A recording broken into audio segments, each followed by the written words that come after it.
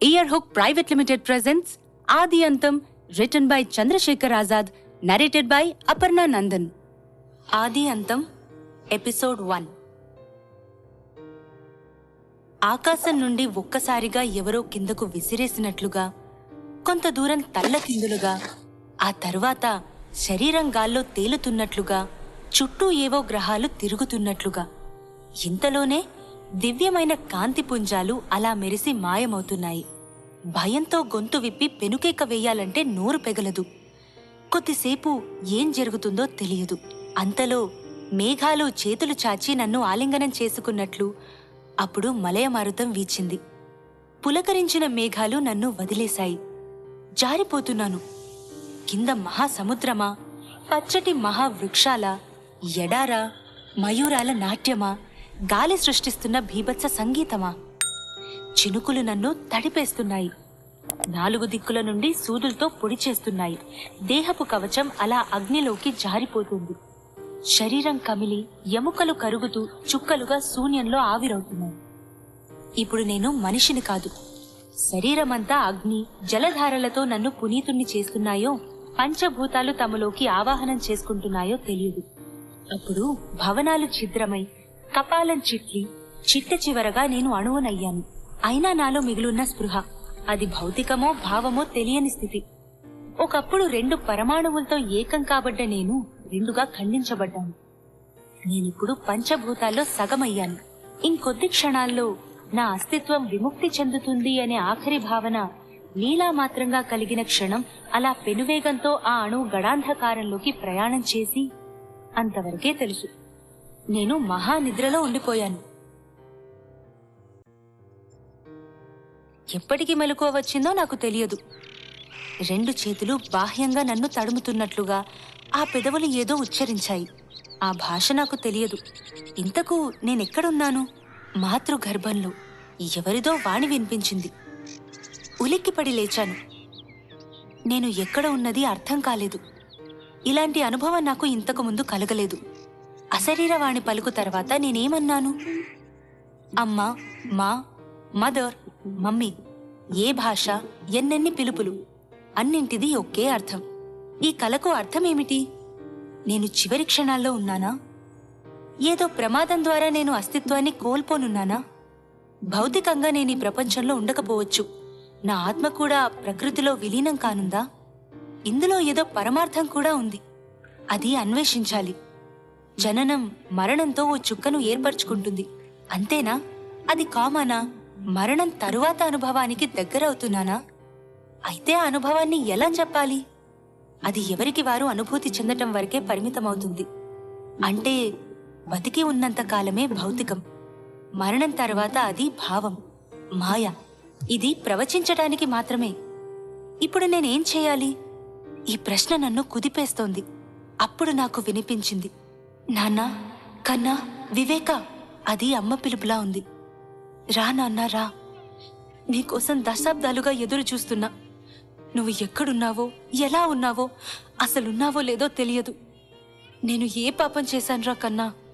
ఇంతటి శిక్ష నాకెందుకు వేశావు? అది తెలుసుకుంటేనన్నా నేను ప్రాయశ్చిత్తం చేసుకుంటాను. ఎవరిదో సన్నటి రాగం. అది అలా పెరిగి పెరిగి మహారోదన అయ్యింది. ఇంక భరించటం నా వల్ల కాలేదు. అమ్మా, వస్తున్నాను అని అరిచాను. ఇప్పుడు నేను మాయ నుండి బయటపడ్డానో, మాయలోకి ప్రయాణం ఆరంభిస్తున్నానో నాకు తెలియదు. నా ఎదురుగా మంచు కొండలు, రమణీయమైన వృక్ష సముదాయం. వెళ్ళిపోతున్నాను నేస్తం. మీ అందరినీ విడిచి వెళ్ళిపోతున్నాను. ఇప్పటి వరకు జరిగిన ఈ ప్రయాణంలో ఎన్నెన్నో మజిలీలు ఉన్నాయి. ప్రతిదీ ఓ అనుభవం. ప్రతి మనిషి ఓ కొత్త అనుభవం, ఓ విభిన్న వ్యక్తిత్వం. సామాన్యుల నుండి మహానుభావుల వరకు మనిషి, ప్రకృతి ఎన్నెన్నో అనుభవాలను నేర్పారు. పరస్పరం సంఘర్షించుకుంటున్నారు. మనిషి మనిషి, మనిషి ప్రకృతి, దేశాలు దేశాలు. ఇన్ని వేల, లక్షల, కోట్ల సంవత్సరాల్లో మనుషులు సాధించింది ఏంటో తెలియటం లేదు. సాధించాల్సింది సుధీర తీరాల్లో ఉందా? అసలుందా? ఇంకా ఈ విచిక్సిత అనవసరం. సెలవు. మళ్ళా ఇక్కడికి రాగలనో లేదో తెలియదు. వందనాలు అని చెప్పుకుని వెనక్కి తిరిగాను. ఇప్పుడు నేను ఆయన ముందు నిలబడి ఉన్నాను. నాకేసి నిశితంగా చూస్తున్నారు. ఆయన నా గురువో కాదో తెలియదు. వయసులో నాకంటూ పెద్దవారు, రకరకాల అనుభవాలతో పండిపోయినవారు. నా పట్ల వారికి ఎలాంటి భావం ఉందో తెలియదు. అయితే వెళ్ళిపోతున్నావా వివేకా అన్నారు ఆదిత్య. అవును స్వామి అన్నాను వినయంగా. ఇలాంటి నిర్ణయం తీసుకోవటానికి కారణం అడిగారు ఆదిత్య. నేను మౌనంగా ఉన్నాను. పోనీ ఇది చెప్పు, నీ ప్రయాణం ఎక్కడికి? మరో అనుభవానికా, కొత్త మజిలీకా? మళ్ళీ ఆయనే, కాదు స్వామి, కృతజ్ఞతను తీర్చుకోవటానికి, జన్మనిచ్చిన తల్లిదండ్రులని కలుసుకోవటానికి అన్నాను నేను. లౌకిక ప్రపంచంలోకి అడుగులు వేస్తున్నావా? చిరునవ్వుతో అన్నారాయన. లౌకికం కానిదేంటో నాకు అర్థం కాలేదు. భౌతికమంతా లౌకికమే. లౌకికం కానిది మనిషి అనుభవానికి అందదు. ఏంటి నాయనా ఆలోచిస్తున్నావు? మృదువుగా అన్నారాయన. నేను మాట్లాడలేకపోయాను. నిర్ణయం తీసుకున్నాక దాన్నుండి బయటికి రమ్మనటం సమంజసం కాదు. ఇప్పటిదాకా సుఖంగా శాంతిగా ఉన్నావో లేదో నీ మనసుకు మాత్రం తెలుసు. వెనక్కి వెళ్తున్నావు. మనుషులందరూ ముందుకు ప్రయాణం చేయాలనుకుంటారు. వెనక్కి వెళ్లగలంగాని మళ్లీ మాతృగర్భంలోకి చేరటం అసంభవం. నువ్వు కృతజ్ఞతలు చెప్పుకుంటానికి అన్నావు కాబట్టి సంతోషం. వెళ్ళిరా అన్నారు ఆదిత్య. కొద్దిగా చలించాను. మళ్లీ రమ్మంటున్నారా? నా భావాల్ని చదివారేమో. వెళ్ళిరా అనటం మన సాంప్రదాయంలో భాగం. వెళ్ళు అనటం శాసించటమవుతుంది. నీకు శుభం కలగాలి అన్నారాయన. నాకంటే పెద్దవారు, సహచరులు అందరి దగ్గర సెలవు తీసుకుంటున్నప్పుడు వారిలోని స్పందన అనుభూతి చెందాను. ఎంతవారైనా సంప్రదాయాలకు, అనుబంధాలకు అతీతులు కారా అనిపించింది. తిరుగు ప్రయాణం ఆరంభమైంది.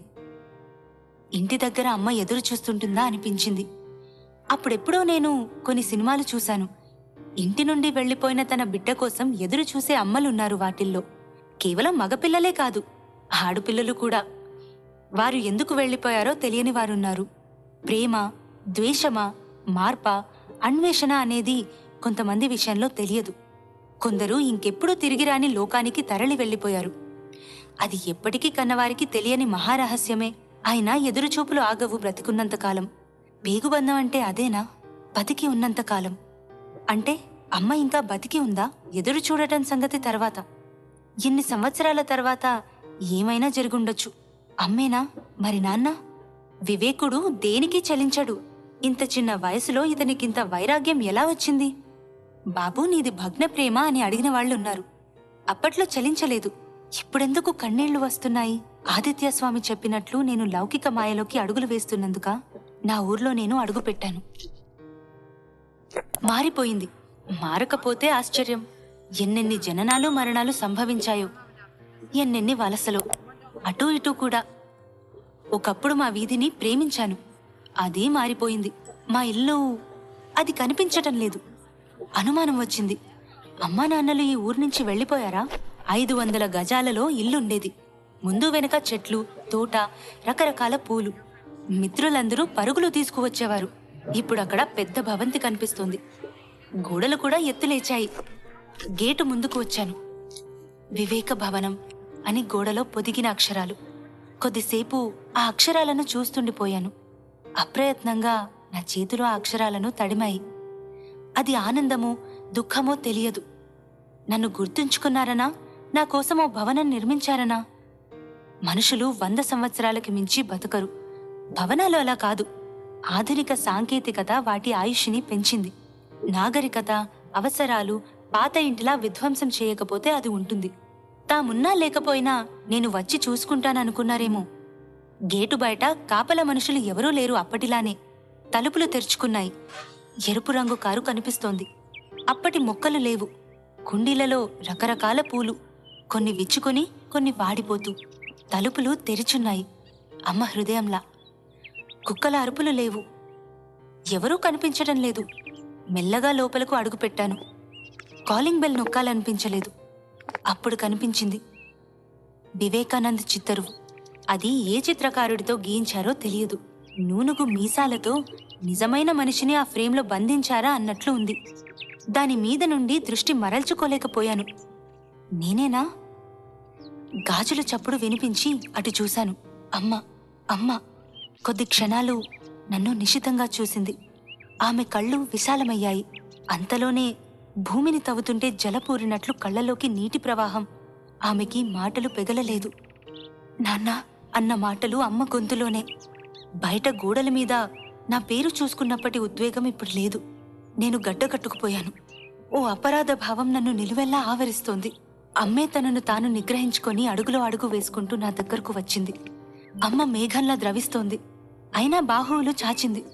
నేనైతే అమ్మని అప్పటి పిల్లవాడిలా ఆలింగనం చేసుకున్నాను.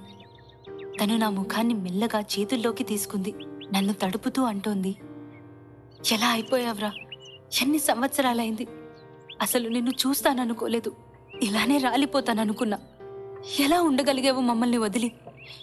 ఎందుకు ఈ పని చేశావు? నాన్న, తమ్ముడు, చెల్లి గుర్తు రాలేదా? నువ్వు మాకు దూరంగా ఎక్కడో హాయిగా ఉన్నావనుకుంటాను. అంతలోనే అనుమానం. నువ్వు సుఖంగా ఉండటానికి మమ్మల్ని వదిలి వెళ్ళలేదు కదా. నేను మీ నాన్నని చాలాసార్లు అడిగాను, వాడికి అలాంటి పేరు ఎందుకు పెట్టారని. నా బిడ్డని మీరు సన్యాసిని చేశారు అని ఆయన గుండెల మీద పడి ఎన్నిసార్లు ఏడ్చానో తెలుసా అంటూ బావరమంటోంది. అమ్మా అన్నాను. అయ్యో, చూసావా, ఆకలిగా ఉందా అని అన్నానా? నా కన్నీళ్లు తప్ప ఇంటికి వచ్చిన ఎవరికైనా ముందు మంచినీళ్లు ఇస్తామే అన్న మర్యాదని మర్చిపోయానే. ఇది నిజమేనా? నువ్వేనా అంది అమ్మ. మాయ, వైరాగ్యం, పేరు, సన్యాసి, ఇవన్నీ నాలో సుడులు తిరుగుతున్నాయి. మా తల్లి ఓ డాక్టర్. భ్రాంతులకు గురయ్యే వారిని తన వైద్యంతో వాస్తవంలోకి తీసుకువచ్చే ధన్వంతరి. అలాంటిది నిజమే అమ్మా, నేను నీ వివేకానందని అన్నాను. రానాన్నా, ముందు కాస్త కాఫీ తాగుదువు గాని, తర్వాత స్నానం చేద్దువు గాని అంటూ నా చేతిని అందుకుంది. నా భుజానికి చిన్న బ్యాగ్ వేలాడుతోంది. అనితా అని పిలిచింది అమ్మ. పరుగులు తీసుకుంటూ వచ్చిందా అమ్మాయి. ఎవరో నాకు అర్థం కాలేదు. బ్యాగ్ ఇవ్వు నాన్నా అంది అమ్మ. ఇది నాకు బరువు కాదమ్మా అన్నాను. కళ్ళలోకి చూసి నన్ను ఓ గదికి తీసుకువెళ్ళింది. దానికి తాళం వేసి ఉంది. అనితా, కీస్ తీసుకురా అని అరిచిందమ్మ. తను వచ్చి అందించి చిత్రంగా చూస్తుంది. ఎవరితను అని ఆలోచిస్తుందేమో. తలుపులు తెరిచింది. లోపల శుభ్రం చేశారు. ఆ గదిలో గోడ మీద నా చిన్నప్పటి ఫోటో ఉంది. కాఫీ తీసుకురా అనితా అంది అమ్మ. ఇది నీ గది. 2 రోజులకోసారి ఈ గదిని క్లీన్ చేయిస్తాను. ఇందులో నాకు నాన్నకి తప్ప ఇంకెవ్వరికీ ప్రవేశం లేదు. ఇందులో నీ జ్ఞాపకాలున్నాయి కన్నా ఉద్వేగంతో చెప్పుకుపోతోంది. కాఫీ తాగాక స్నానాల గదిలో షవర్ కింద నిల్చున్నాను. నేనిప్పుడు నా దేహాన్ని కప్పి ఉంచిన దేన్నో కడిగేసుకుంటున్నాను. బయటకు రాగానే నిద్ర నన్ను కమ్ముకుంది. మంచానికి అడ్డంగా అలా పడిపోయాను. నేను కళ్ళు తెరిచే ముందు ఆదిత్య నన్ను పలకరిస్తున్నట్లు అనిపించింది. ఏం వివేక, ఇంటికి చేరుకున్నావా? మధ్యలో నిర్ణయం మార్చుకున్నావా? నిన్ను చూడగానే మీ అమ్మా నాన్నల పరిస్థితి ఎలా ఉంది? ముందు నిన్ను గుర్తుపట్టారా? అమ్మా నాన్నలు గుర్తుపట్టరా అంటున్నాను. అకస్మాత్తుగా ఏదో అవాంతరం. కళ్ళు తెరిచాను. కాస్త దూరంలో అమ్మ నన్నే చూస్తోంది. ఆమె కాస్త నలతగా ఉందనిపించింది. ఆమె కళ్ళు నన్ను ప్రేమగా చూస్తున్నా ఇదింకా నమ్మాలని అనిపించనట్లు ఉంది. మంచానికి అడ్డంగా పడుకున్నావేంటి? ఆకలిగా లేదా? నీకోసం వచ్చి చూశాను. నిన్ను లేపాలనిపించలేదు. మనుషులకి ఆహారం ఎంత అవసరమో నిద్ర కూడా అంతే అవసరం కదా. నిన్ను చూస్తుంటే కంటి నిండా నిద్రపోయి ఎన్ని రోజులైందో అనిపించింది అంది అమ్మ. నేను చిన్నగా నవ్వాను. ఎంతైనా స్వంత ఇల్లు స్వంత ఇల్లే కదా నాన్న అంది అమ్మ. ఇప్పుడు నాకు ఆకలిగా లేదు. నాన్నవాళ్లు వచ్చాక భోంచేద్దాం అన్నాను. నేను వచ్చాక తమ్ముడి గురించి చెల్లి గురించి అడగలేదు. అది అమ్మ మనసులో ఉండుంటుంది. నాన్నకి ఫోన్ చేశాను. తను ఆపరేషన్ థియేటర్లో ఉన్నారని చెప్పారు. తర్వాత బయటికి వచ్చాక నీ సంగతి చెప్పాను. వెంటనే బయలుదేరి వస్తారనుకున్నాను. ఇంకో ఆపరేషన్ ఉందన్నారు అంది అమ్మ సంజాయిషి ఇస్తున్నట్లుగా. ఆపరేషన్ వదిలి ఎందుకొస్తారమ్మా? అలా రావటం కూడా సరైంది కాదు అన్నాను. మీ నాన్నకి హాస్పిటల్ మాత్రమే ప్రపంచం అయింది. అరగంట వచ్చి వెళ్తే ఏమవుతుంది? అందులోనూ నువ్వు అని ఆగిపోయింది. నేనిప్పటికిప్పుడు వెళ్ళిపోవటం లేదు కదమ్మా అనగానే ఆమె ముఖంలో విచారపు రేఖలు కమ్ముకున్నాయి. నా మాటల్లో పొరపాటేమిటో నాకు అర్థమైంది. అయినా నేను వివరణ ఇవ్వదలుచుకోలేదు. నాన్న అంత డిటాచ్డ్గా ఉండడం సరైందే అనిపించింది. అలా అనుకోవటం కూడా పొరపాటే. సాటి మనుషుల పట్ల చూపించే కర్తవ్యం డిటాచ్మెంట్ కాదు. అది వృత్తైనా అందుకు నాన్న డబ్బులు తీసుకుంటున్నా కూడా. నువ్వు హాస్పిటల్కి ఈరోజు వెళ్ళలేదేంటి? కాస్త నలతగా కనిపిస్తున్నావు, అందుకా అన్నాను. అప్పుడే ఫోన్ మోగింది. అనిత అమ్మ సెల్ ఫోన్ తీసుకొచ్చి ఇచ్చింది. అమ్మా, ఎందుకు ఫోన్ చేశావు అన్న మాటలు వినిపించాయి. ఆ గొంతు ఎవరిదో తెలియటం లేదు. అన్నయ్య వచ్చాడు అంది. అవతల నుండి ఏం వినపడలేదు కొన్ని క్షణాలు. అన్నయ్య అంటే? అటు నుండి ప్రశ్న. This has been a Earhook Private Limited production of Adi Antam, written by Chandrasekhar Azad, narrated by Aparna Nandan, producer Earhook Private Limited, editor Gautami CH, production copyright 2022 by Earhook Private Limited.